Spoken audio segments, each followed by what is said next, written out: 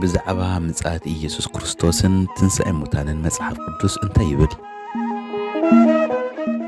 ቅዱስ ማቴዎስ ወንጌላዊ ከም ዝገልጸልና ወዲ ሰብ ምስ ኩሎም መላእኽቱ ብኽብሩ ኣብ ዝመጸሉ ግዜ ሽዑ ኣብ ዝፋን ክብሩ ክቕመጥ እዩ።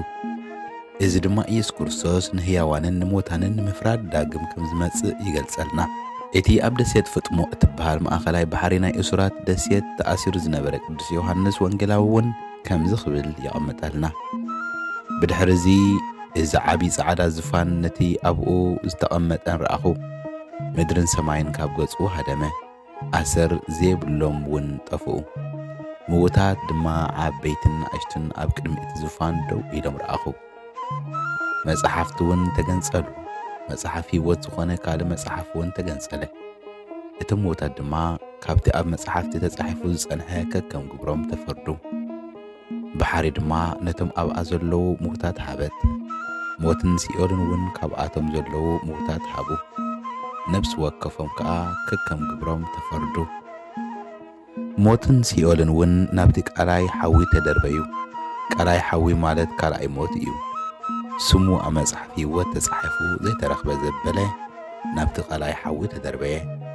ራእይ ዮሃንስ ምዕራፍ 20 ካብ ቁጽሪ 11 ክሳብ 15 ክብል ብዛዕባ ዳግም ምጽአት ይዛረብ። ኢየሱስ ክርስቶስ እውን እንተኾነ ብዛዕባ ዳግም ምጽአቱ ክዛረብ እንከሎ ኣቐዲሙ ነቲ ሊቃነ ካህናትን መምህራን ሕግን ኣብ ልዕሊኡ ዝፍጽምዎ በደል ድሕሪ ምግላጹ ንሃዋርያት ከምዚ ክብል ኣብርሃሎም። ወዲ ሰብ ብኽብሪ ኣቦኡ ምስ መላእኽቱ ክመጽእ እሞ ነብሲ ወከፍ ከከም ግብሩ ክፈድዮ እዩ።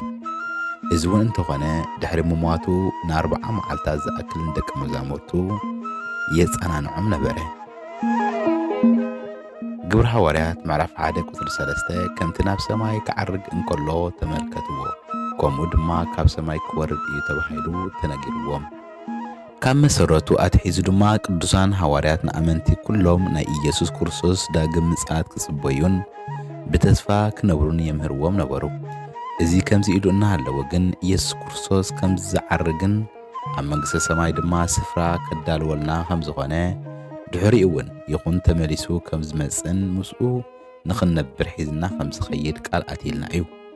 ነዚ ድማ ከምዚ ብምባል ይገልጾ። ኣብ ቤት ኣቦይ ብዙሕ ምሕደር ኣሎ። ምሕደር እንተዘይህሉ ግና ምነገርኩም ነይረ። ሕጂ ግና ስፍራ ከዳልወልኩም እኸይድ ኣለኹ። ከይደ ስፍራ ምስ ኣዳለኽልኩም ኣብቲ ኣነ ዘለኽዎ ንስኻትኩም እውን ኣብኡ ምእንቲ ክትህልዉ ተመሊሰ ክመጽእ እሞ ምሳይ ክወስደኩም እየ። ነቶም ብግቡእ ንወልዲ ርእዮም ድምፁ ሰሚዖም ነቲ ንሱ ብቅዱሳን ሃዋርያት ገይሩ ዘመሓላለፈልና ትምህርቲ ኣሚኖም ዝኽተልዎ ዝነበሩ ድማ በታ ዳሕረወይቲ መዓልቲ ከም ዘተንስኣና እውን ተስፋ ሂብና ነበረ። ቅዱስ ጳውሎስ እውን ይኹን ብክርስቶስ ዝኣምን ዘበለ ኩሉ ሕያው ከም ዝኸውን ኣቐዲሙ ተዛሪቡ ነበረ። እቲ በኹሪ ሙታን ዝኾነ ክርስቶስ ናይ ትንሣኤና በኹሪ እዩ። ድሒሩኡ ግና ኩላትና በቲ ንሱ ዝመጸሉ እዋን እቶም ናቱ ዝኾንና ኩላትና ከም እንትንስእ ይዛረብ። እዚ ዝኾነሉ ግና ኩሉ ብመስርዕ እዩ። ቅዱስ ጳውሎስ ነዚ ብኣካል ምትንሳእና ደቂ እግዚኣብሔር ተባሂልና ናይ ምጥቕላልና ናይ መወዳእታ ደረጃ እዩ ይብለና።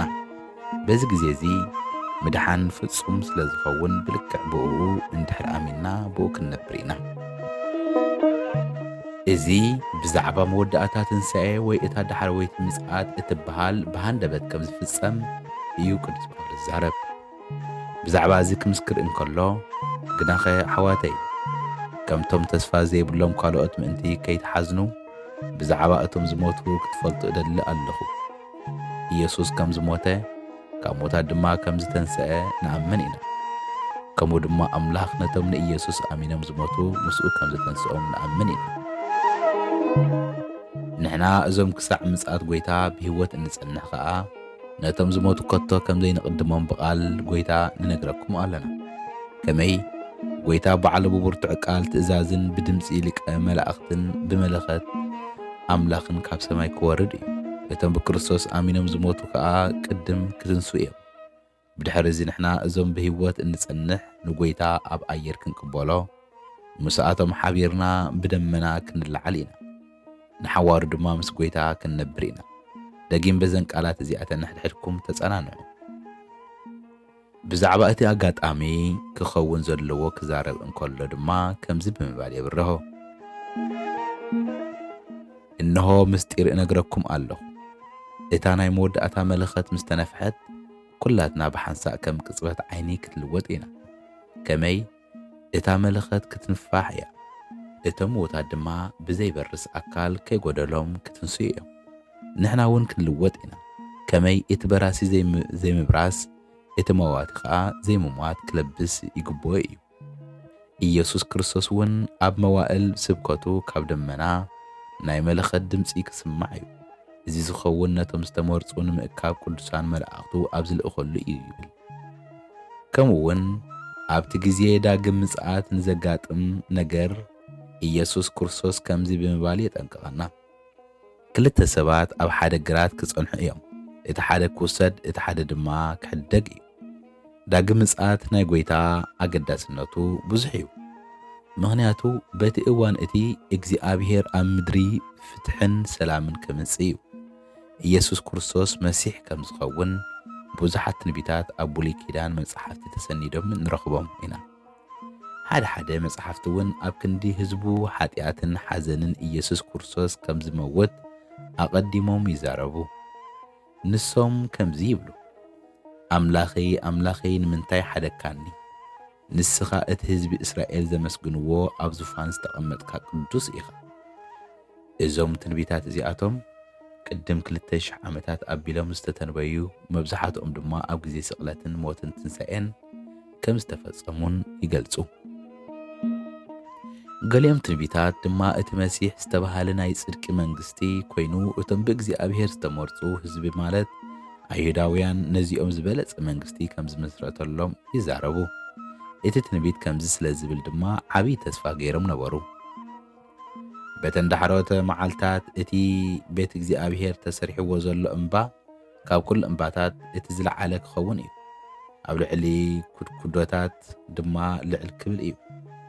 ብዙሓት ኣሕዛብ ናብኡ ክውሕዙ እዮም። ሕጊ ካብ ጽዮን ክወፅእ እዩ። እግዚኣብሔር ከዓ ንህዝቡ ኣብ ኢየሩሳሌም ኮይኑ ክዛረቦም እዩ እሞ ብዙሓት ህዝብታት ንዑናይ ናብ እምባ እግዚኣብሔር ናብ ቤት ኣምላኽ እስራኤል ንደይብ፣ ንሕና ከዓ ከም ፍቓዱ ክንነብር ኢና ክብሉ እዮም። ንሱ ኣብ መንጎ ኣሕዛብ ክፈርድ እዩ። ንብዙሓት ህዝብታት እውን ከዳንዮም እዩ። ንሳቶም ከዓ ኣጸያፍም ንመሓረሻታት ኩናቶም እውን ንገዘሞታት ክሰርሕዎ እዩ። ህዝቢ ኣብ ህዝቢ ሰይፊ ኣይከልዕልን እዩ። ደጊምሲ ውግእ ኣይክምሃሩን እዩ ዝብል ትንቢትን ካልእን ዓብይ ተስፋ ኣንቢሮም ነበሩ። እዚ ግና ብሰንኪ እቲ ክፉእ ልቦም ንዕኦም እዚ ብርሃን እዚ ኣይተገለጸሎምን፣ መጺኡ እናሃለዎ ድማ ኣይፈለጥዎን። ሓደ ናይ መጽሓፍ ቅዱስ ክፍልታት ወይ ምዕራፋት ዳግማይ ምጽኣት ቀረባ ከም ዝኾነን ወይ ቀልጢፉ ከም ዘጋጥምን ኣምሲሎም ይዛረቡ። ንኣብነት ከምቲ ገሊኣቶም ልማድ ገይረምዎ ዘለዉ ብሓደ ምእካብ ኣይነቋረጽ እኳ ደኣ ከምቲ እትርእይዎ ዘለኹም እታ መዓልቲ ትቐርብ ስለ ዘላ ብዝበለጸ ንሕድሕድና ንበራታዕ ዕብራውያን ምዕራፍ 10:25 ይብል። ከምኡውን ቅዱስ ያዕቆብ ነዛ ቅልጥፍቲ መዓልቲ እንብላ ዘለና ከምዚ ክብል ይገልጻ። ኣሕዋተይ ከይትፍረዱ ኣብ ንሕድሕድኩም ኣይተጉረምረሙ፣ እነሆ እቲ ፈራዲ ኣብ ኣፍ ቤት ደው ኢሉ ኣሎ ብምባል ይገልጾ።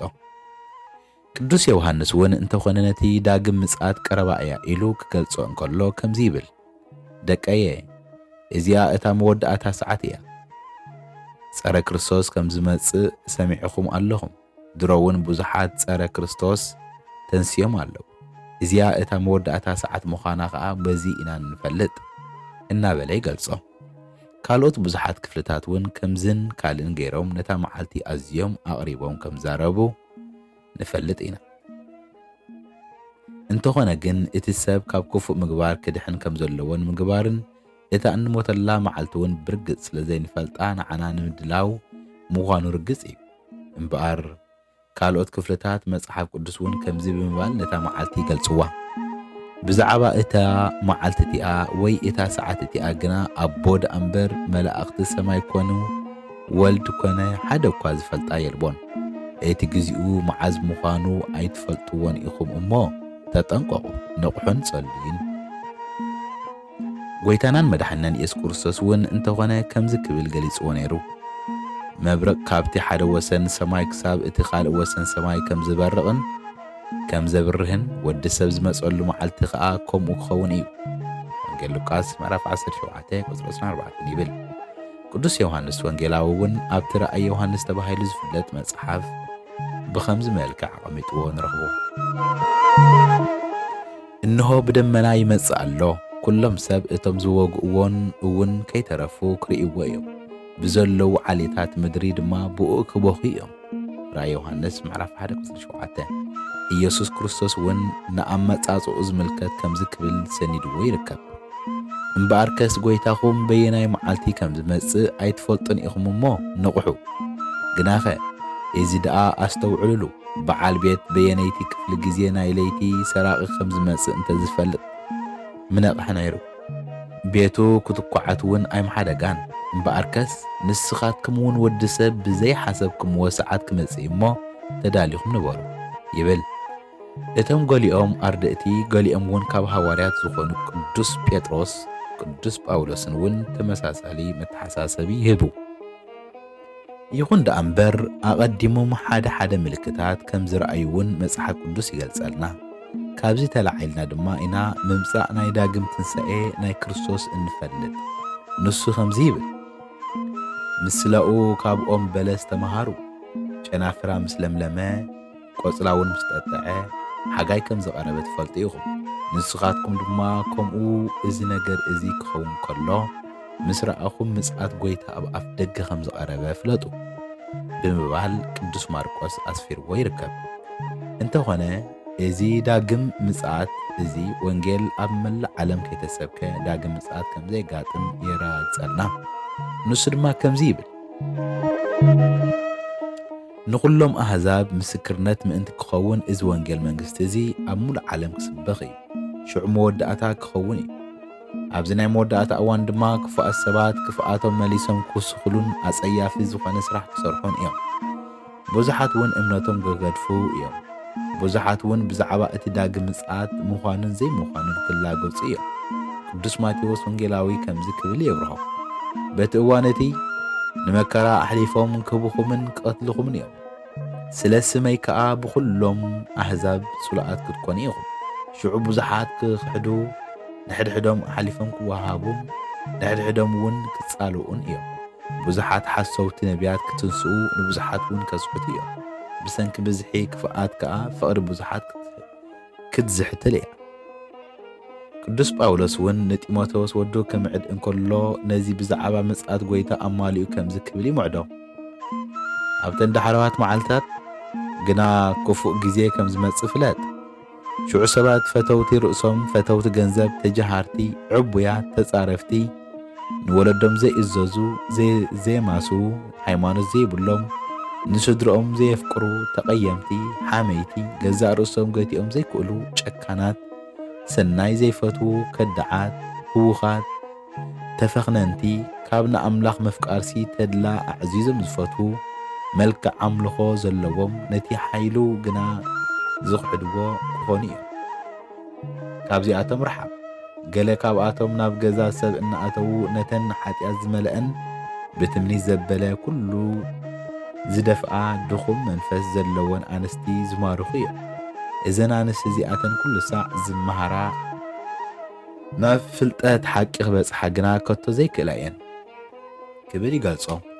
ከምኡውን እዛ መዓልቲ እዚኣ ክትመጽእ እንከላ ናይ ምድሪ ምንዋጽን ብዙሕ ወረ ውግእን ብዙሓት ተላባዓት ሕማማትን ጥሜትን ከም ዝህልውን ኣብ ፀሓይ ከዋኽብትን ከምኡውን ወርሕን ብዙሓት ምልክታት ከም ዝረኣዩ ይገልጸልና። ነዚ ቅዱስ ማርቆስ ከምዚ ክብል ኣቐሚጥዎ ንረኽቦ፣ እንተኾነ በተን መዓልትታት እቲአን ድሕሪ እዚ መከራ እዚ ፀሓይ ክጽልምት ወርሒ እውን ብርሃና ኣይክትህብን እያ። ከዋኽብቲ ካብ ሰማይ ክወድቁ ሓይልታት ሰማያት እውን ክናወፁ እዮም። ሽዑ ንወዲ ሰብ ብዙሓት ሓይልን ክብርን ብደመና ክመጽእ ከሎ ክርእይዎ እዮም። ሽዑ ከዓ ንመላእኽቱ ክልእኾም እዩ። ንሳቶም ድማ ነቶም ሕርያቱ ኣብ ኣርባዕተ ማዕዝን ዓለም ካብ ወሰን ምድሪ ክሳብ ወሰን ሰማይ ክእክብዎም እዮም። እዚ ድማ ናይ መከራ ዘበን እቲ ዝኸፍአ ዓብይ ናይ ሕሰም ዘበን ተባሂሉ ይጽዋዕ። ነቢ ዳንኤል ነዚ ብኸምዚ መልክዕ ኣስፊርዎ ይርከብ። እቲ ባህሪ ዝተገብረ ክዳን ዝተኸድነ መልኣኽ በቲ ዘመን እቲ ሚካኤል እቲ ምእንቲ ህዝብኻ እስራኤል ዝከላኸል ዓብይ መስፍን ክትንስእ እዩ። ሽዑ ዘመን ፀበባ ክኸውን እዩ። ከምኡ ዝበለ ፀበባ ድማ ሰብ ካብ ዝፍጠረሉ ጀሚሩ ክሳዕ ሎሚ ከቶ ኮይኑ ኣይፈልጥን እዩ ብምባል ነቲ ዘመን ምጽኣት ከም ዘሎን ኣብቲ ዘመን እቲ እንታይ ዓይነት ሕሰም ከም ዘጋጥምን ይብርሃልና። ብተደጋጋሚ መጽሓፍ ቅዱስ ዝገልጸልና እውን ኣብቲ እዋን እቲ ብዙሓት ክርስቶሳት ከም ዝለዓሉን ብዙሕ ምልክታት ከም ዝህቡን ይሕብር። ብዙሓት ድማ በዚ ተኣምራት ዝገብርዎን በቲ ምልክታት ዝህብዎን ክታለሉን ክስሕቱን ከም ዝኽእሉ ቅዱስ ማርቆስ የጠንቀቕ። እዚኦም ኩሎም በቲ ዘጋጥም ሽግር ይኹን በቲ ዘጋጥም ናይ ገንዘብ ህርፋንን ልዕልና ድልየትን እዚ ኩሉ ከጋጥም እዩ። ከምኡውን ቅዱስ ዮሃንስ ነዚ ብፍልይ ዝበለ የቐምጦ። ንሱ ተቃወምቲ ክርስቶስ ጥራይ ዘይኮኑ ሓደ ዝተፈለየ ክርስቶስ ዝቃወሙውን ከም ዝመጽእ የጠንቅቕ። ጸረ ክርስቶስ ከም ዝመጽእ ሰሚዕኹም ኣለኹም። ድሮውን ብዙሓት ጸረ ክርስቶስ ተንስኦም ኣለዉ። እዚኣ እታ መወዳእታ ሰዓት ምዃና ከዓ በዚ ኢና እንፈልጥ። ንሳቶም ካባና እዮም ወፂኦም፣ ግናኸ ካባና ኣይነበሩን። ካባና ነይሮም እንተዝኾኑ ምሳናም ነበሩ ነይሮም። ግናኸ ካባና ከም ዘይኮኑ ምእንቲ ክገሃድ ወፁ።